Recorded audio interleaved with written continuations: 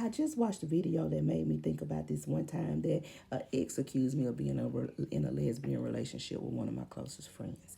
So the relationship was pretty much over. We were already on the outs. Hell, that November I had left for 4 days and didn't tell him I was gone until I was gone, and didn't tell him I was coming back until I got back. Okay, so the relationship was over.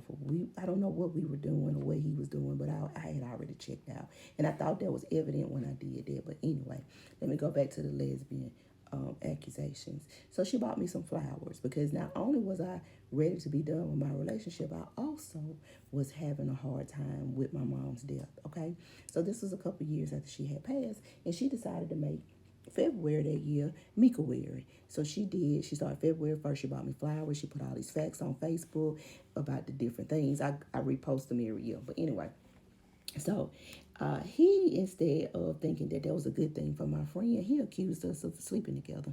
And I told him absolutely, because we have figured out the cheat code. We treat each other better than most men treat us. Okay, so we're going to decide to be together, which was a lie because we both like men. Unfortunately, we both like men because, like, if sexuality really was a choice, we would have chose each other a long time ago. We would have chose each other back when we started really kicking it around my 29th, 30th birthday. We probably would have just went ahead and been together if that was the case. That's my soulmate.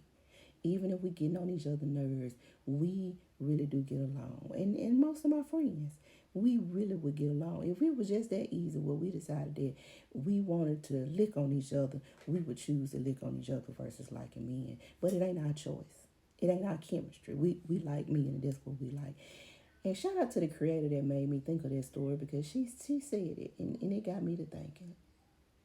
Because I'd have never subjected myself for being with that smooth brain hoe if I did not like men.